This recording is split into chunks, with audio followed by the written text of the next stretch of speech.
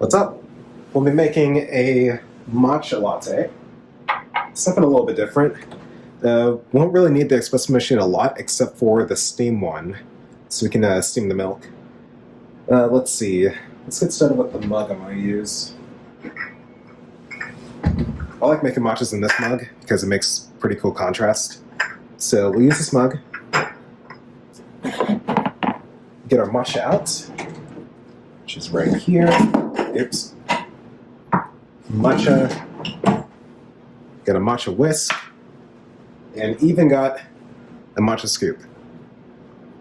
I will not use... I have a strainer that I could use. It's not really necessary, especially since I'm using like really good matcha here.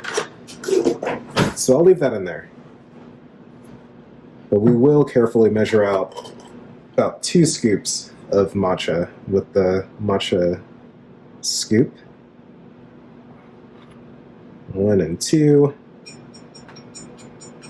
Honestly, the matcha scoop is the best measuring tool. I have not been able to replicate the taste that I've been able to get with a measuring spoon. The matcha spoon is just the way to go. Alright, so we got that. I should have heated up the water in the kettle, so the water's heating up right now. I could use the water here too, but I prefer much hotter water out of the kettle than you get with the Barista Express. So, I'm gonna clean off the scoop and also soak the matcha whisk.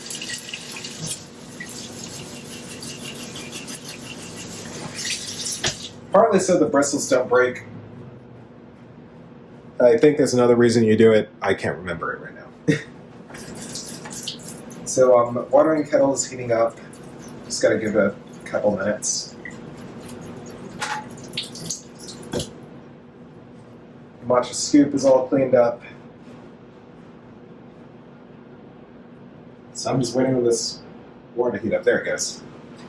Let's see, I'm trying to decide whether or not I want to use this pitcher or this pitcher. And you can see the difference. On a good day, I can pour good latte art with this pitcher, but most of the time I can pour better with this pitcher. Don't ask me exactly why, that's just the way it is.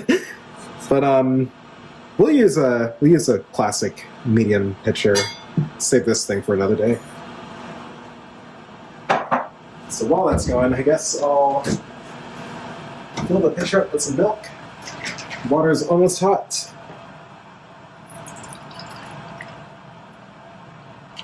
That should be a good amount. You know what? When in doubt, pour just a little bit more.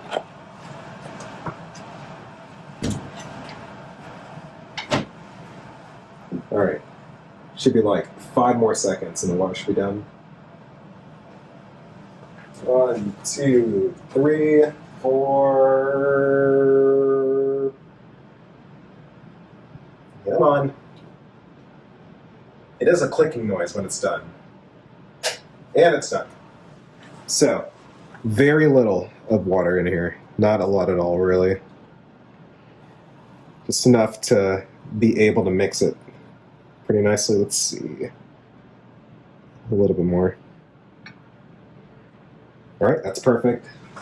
And then we're just going to mix. And while it's mixing, I'm going to warm up the steam one. So I'm not exactly stirring this, so I'm like doing the zigzag motion while going back and forth. It's sort of kind of the traditional way you want to whisk this up.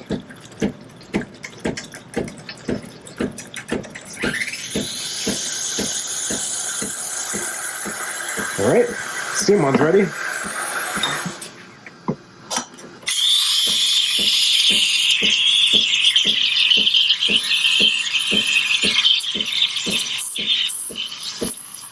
I'm going to introduce a lot of air in here, frothing it almost like a cappuccino, but not quite. But I want to make sure I get a good layer of foam here. Because you're not pouring into espresso, you're pouring into matcha, a mixture. It's So it can be a little bit different making latte art with this, but it's not all that different, really. I think that's a good layer we got there, so maybe safe and put a little bit more air in there. Just a little bit more. Okay, cool. And we are hot. I'm gonna wipe the wand off.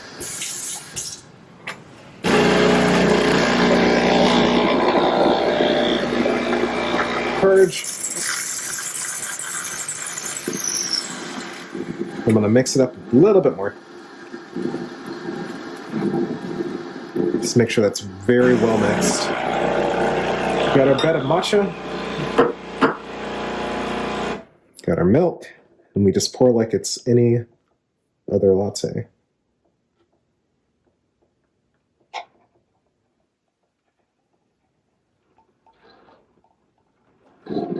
I almost messed it up, but we kind of got it. Not bad, not bad.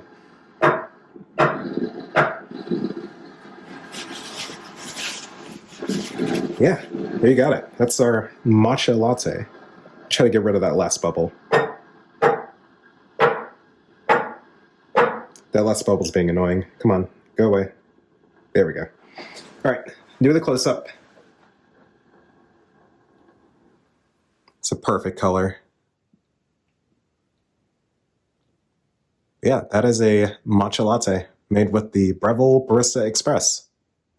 Anyway, thanks for watching. Hope you all enjoyed. And yeah, bye.